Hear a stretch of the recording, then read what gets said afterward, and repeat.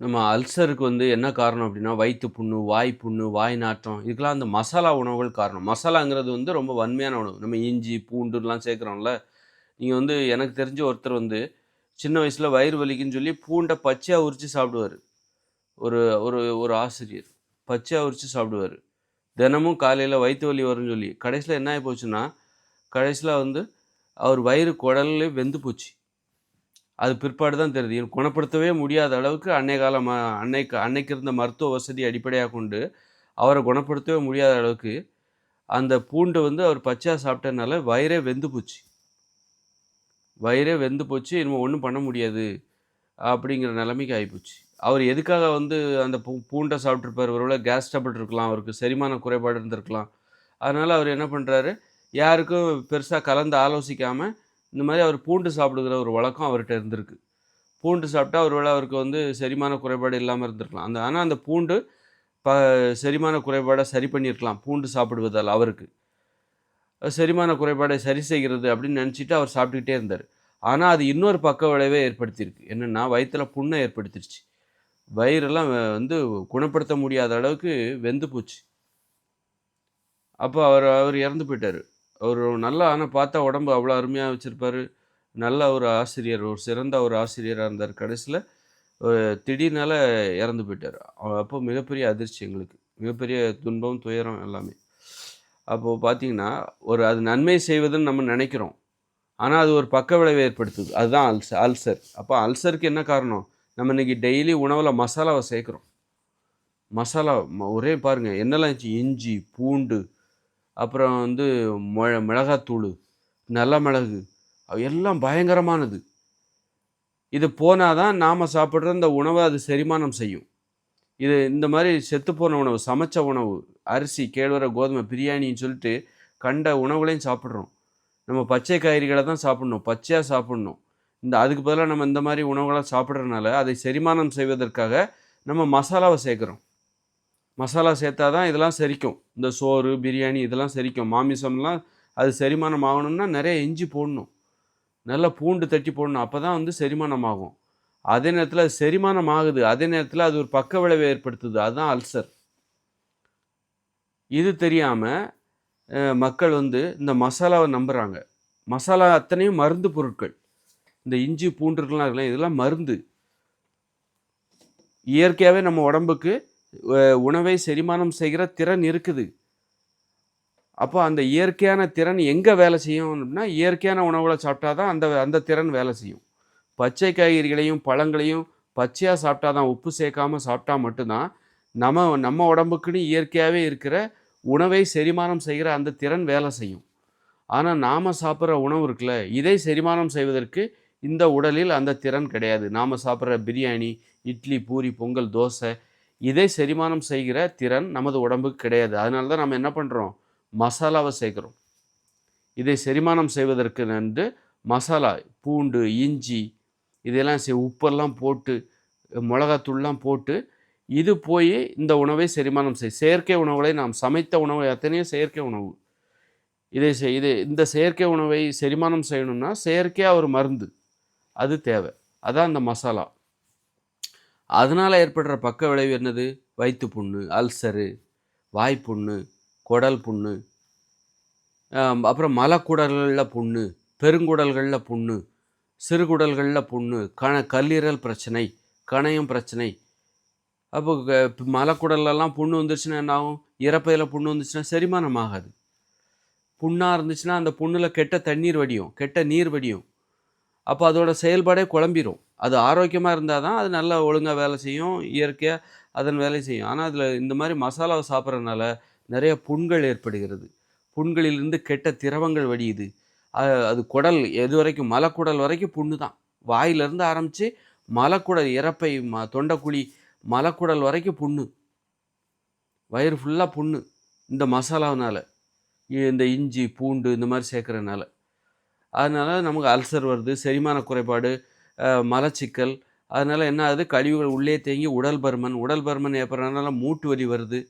அப்புறம் உடல் சூடு அதிகமாகுது. கழிவுகள் உள்ளே தேங்கி உடம்பு சூடு அதிகமாகுது. முடி கொட்டுது, வழுக்க விடுது, பல்லு விழுந்துருது. நரம்பு மண்டலம் பிரச்சனை ஏற்படுது, பற்கள் விழுந்து விடுகிறது, சீக்கிரமாகவே செத்து போயிடும்.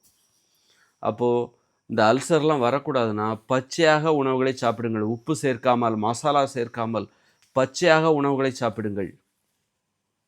பச்சைன்னா வெண்டைக்காவை பச்சையாக சாப்பிடுங்க, கோவக்காவை பச்சையாக சாப்பிடுங்க. அப்போ நமக்கு மசாலா தேவையில்லை. மசாலா போட்டால் தான் நீங்கள் பச்சையாக கோவக்காய் வெண்டைக்காய் சாப்பிட்றீங்கன்னா மசாலா இஞ்சி பூண்டெல்லாம் சேர்த்தா தான் அது செரிமானம் ஆகுமா? நீ பச்சையாக சாப்பிட்டு அதுவே வேக வச்சாக்கா உப்பு வேக வச்சிட்டிங்கன்னு வச்சுக்கிங்க, அப்போ செரிமானம் பண்ணுறதுக்கு உங்களுக்கு மசாலா தேவை. அதே வெண்டைக்காவை கோவக்காவை வேக வச்சிட்டிங்கன்னா அதை செரிமானம் செய்வதற்கு உங்களுக்கு மசாலா தேவை. இஞ்சி பூண்டு அப்படின்னு சொல்லி சாப்பிட்டா தான் அந்த வெண்டைக்காவும் வேக வைக்கப்பட்ட அந்த வெண்டைக்காவும் கோவக்காவும் வெள்ளரிக்காவும் புடலங்காவும் வேக வச்சிட்டிங்கன்னா அதை செரிமானம் செய்வதற்கு செயற்கையாக நீங்கள் மருந்துகளை உள்ளே அனுப்பணும். அதையே நீங்கள் பச்சையாக சாப்பிட்டுட்டிங்கன்னா அதை செரிமானம் செய்வதற்கு நம்ம உடம்புக்கு தெரியும். கோவக்காய், வெண்டைக்காய், வெள்ளரிக்காய், பீர்க்கங்காய், பரங்கிக்காய், பூசணிக்காய், மாங்காய், தேங்காய், கொய்யக்காய் இப்படி எல்லாத்தையும் பச்சையாக சாப்பிடுங்க. அதை செரிமானம் செய்வதற்கு நமக்கு மருந்து தேவையில்லை. அப்போ அல்சர் வராது. அல்சருங்கிறது நம்ம உணவில் நம்ம பண்ண தப்பு தான் காரணம். அதனால் பச்சையாக பச்சை காய்கறிகளை சாப்பிடுங்கள், உங்களுக்கு அல்சர் வராது. பழங்களை சாப்பிடுங்கள், பச்சையாக உணவுகளை சாப்பிடுங்க, சமைச்சு சாப்பிடாதீங்க, உப்பு சேர்க்காதீங்க, மசாலா சேர்க்காதீங்க. அப்போ உங்களுக்கு எப்படி அல்சர் வரும், எப்படி உங்களுக்கு சுகர் வரும்? பச்சை காய்கறி கோவக்காய், வெண்டைக்காய் அப்படின்னு சொல்லி பச்சையாக சாப்பிட்டா உங்களுக்கு எப்படிங்க சுகர் வரும்? எப்படி உடல் பருமன் ஏற்படும்? உடல் பருமன் ஏற்படாது, மலச்சிக்கல் ஏற்படாது. வெண்டைக்காய், கோவக்காய் இதெல்லாம் பச்சையாக சாப்பிடுங்க, மலச்சிக்கல் ஏற்படாது. அதுமாதிரி கொத்தவரங்காய் பச்சையாக சாப்பிடுங்க, நரம்பு மண்டல பிரச்சனை வராது. கொத்தவரங்காய் சாப்பிட்டிங்கன்னா கொத்தவரங்காய், கோவக்காய், அப்புறம் வெண்டைக்காய் அதெல்லாம் சாப்பிட்டிங்கன்னா நல்லா செரிமானம் சூப்பராக இருக்கும். 2 வாட்டி நல்லா வயிறு க்ளீன் ஆகிடும். வயிற்றில் கழிவுகளே நிற்காது. அப்புறம் எப்படி உங்களுக்கு உடல் பருமன் ஏற்படும்? உடம்பு ஏன் சூடாக போகுது? வாயில் ஏன் புண்ணு வரப்போகுது? குடலில் ஏன் புண்ணு வரப்போகுது? மலைக்குடலில் ஏன் புண்ணு வரும்? இறப்பையில் ஏன் புண்ணு வரப்போகுது? நீங்கள் சாப்பிட்ற உணவு தப்பு. மசாலா ஏன் சாப்பிட்றீங்க? வேக வச்சு சாப்பிட்றதுனால தான் அதை செரிமானம் செய்வதற்கு மசாலா தேவைப்படுது. அதனால் நீங்கள் இஞ்சி பூண்டெல்லாம் சாதாரணமாக நினைக்காதீங்க. ரொம்ப அப்படி ஏதோ மருந்து சூப்பர் அப்படின்னு அப்படியே அதிசயமாக பார்க்காதீங்க. அது உங்களை காலி பண்ணிவிடும். அதனால் மருந்து இதெல்லாம் உணவு வேறு, மருந்து வேறு. பச்சையாக இருக்கிற வரைக்கும் தான் அது உணவு. அதை வேக வச்சுட்டாலோ சமைச்சிட்டாலோ அது மருந்தாக மாறிவிடுகிறது. மருந்தை செரிமானம் செய்வதற்கு மருந்து தான். இப்போ கோவக்காய் பச்சையாக இருக்கிற வரைக்கும் தான் அது கோவக்காய் உணவு. அதே சமைச்சிட்டு வேக வச்சிட்டிங்கன்னா அது மருந்து, அது உணவு கிடையாது.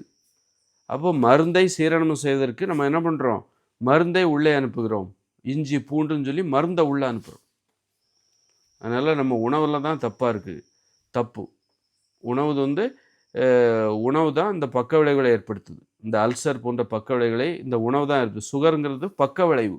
நாம் சாப்பிடுகிற உணவு என்கிற நம்பிக்கையில் நாம் சாப்பிடுகிற மருந்துகள். இந்த இட்லி, பூரி, பொங்கல், தோசை எல்லாமே மருந்து. என்ன மருந்து இது? ஊக்க மருந்து. அளவுக்கு அதிகமான வலிமை தருகிற ஊக்க மருந்து. அப்போ தான் நம்மளால் வண்டி ஓட்ட முடியும், மூட்டை தூக்க முடியும், ஒரு வீட்டை கட்ட முடியும். இதற்கு நமக்கு அளவுக்கு அதிகமான வலிமை தேவை. காய்கறிகளை பச்சையாக சாப்பிட்டா உன்னால் கஷ்டமான வேலைகளை செய்ய முடியாது. அப்போது கஷ்டமான வேலைகளை செய்யணுங்கிறதுக்காகவே நாம் சமைக்கிற ஊக்க மருந்து தான் இந்த இட்லி, பூரி, பொங்கல், தோசை எல்லாமே. அதனால் இது ஒரு மருந்துகளால் ஏற்படக்கூடிய பக்க விளைவுகள் தான் இந்த சுகரு, ஆஸ்மா, அல்சரு, மலச்சிக்கல், உடல் பருமன், மூட்டு நோய், மூல நோய், புற்றுநோய் எல்லாமே. புண்ணு தான் புற்றாக மாறுகிறது, புற்றுநோயாக மாறுகிறது. அதனால் நீங்கள் உணவை சாப்பிட்டாலே போதும். பச்சையாக உணவுகளை சாப்பிட்டாலே போதும். மாமிசம்லாம் சாப்பிடக்கூடாது, நமது உணவு கிடையாது. பச்சை ஏன் மாமிசத்தில் பாருங்கள், மாமிசம் செரிமானம் ஆகணுங்கிறதுக்காக தான் நிறைய இஞ்சி போடுவாங்க, பூண்டு போடுவோம். அப்போ தான் அது டைஜஷன் ஆகும். டைஜஷன் ஆகிடுச்சுப்பா, மலச்சிக்கல்லாம் இல்லை, ஆனால் அது இன்னொரு பக்க விளைவு உண்டு பண்ணுதேன். நீ போட்ட செரிமானம் ஆகணும்னு சொல்லிட்டு நீ அந்த கறியில் மாமிசத்தில் சேர்த்த பூண்டு, இஞ்சி அது உனக்கு அல்சரை உண்டு பண்ணிடுச்சே. அல்சரை கவனிக்காமல் விட்டனால அது இன்றைக்கி புற்றாக மாறிவிட்டதே, புற்றுநோயாக மாறிவிட்டதே. இப்போ உன்னால் யாராலையும் காப்பாற்ற முடியாத நிலைமைக்கு போயிட்டே. அதனால்தான் நமக்கு அப்போ நீ எதற்காக நீ இந்த மாதிரி மசாலா உணவுகளை சேர்த்த வேக வச்சு இட்லி, பூரி, பொங்கல், தோசை, அளவுக்கு அதிகமான ஆடம்பரமாக வாழணும் அப்படிங்கிற ஆசை, கட்டடத்தில் வாழணும் அப்படிங்கிற ஆசை. அதனால தான் நீ இந்த மாதிரி இட்லி, பூரி, பொங்கல், தோசை. அதனால் கடைசியில் கட்டடத்தில் வாழ்ந்த, ஆனால் நோயோடு வாழ ஆரம்பிச்சிட்ட. கட்டடம் கட்டியாச்சுப்பா, ஆனால் அங்கே உனக்கு நீ அல்சரோடு இருந்துகிட்ருக்க, சுகரோடு இருந்துகிட்ருக்க. இதுக்கு அளவுக்கு அதிகமான வலிமை எனக்கு தேவையில்லை அப்படின்னு சொல்லி பச்சை காய்கறிகளை பச்சையாக சாப்பிட்டு உப்பு, அரிசி இதெல்லாம் சேர்க்காம மாமிசம்லாம் சாப்பிடாம பச்சையாக உணவுகளை சாப்பிட்டு நோய்கள் எதுவும் இல்லாமல் குடிசையில் வாழ்ந்து விட்டு போ. ஏன்னா பச்சை காய்கறிகளை சாப்பிட்டா அவனால் வீடெல்லாம் கட்ட முடியாது, குடிசை தான் கட்ட முடியும். குடிசை கட்டுறதே கஷ்டமாக இருக்கும். பரவாயில்ல, ஆரோக்கியமாக நீ ஒரு குடிசையில் வாழ்ந்துட்டு போகலாமே.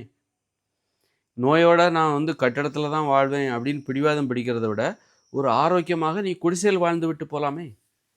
அதானே புத்திசாலித்தனம்.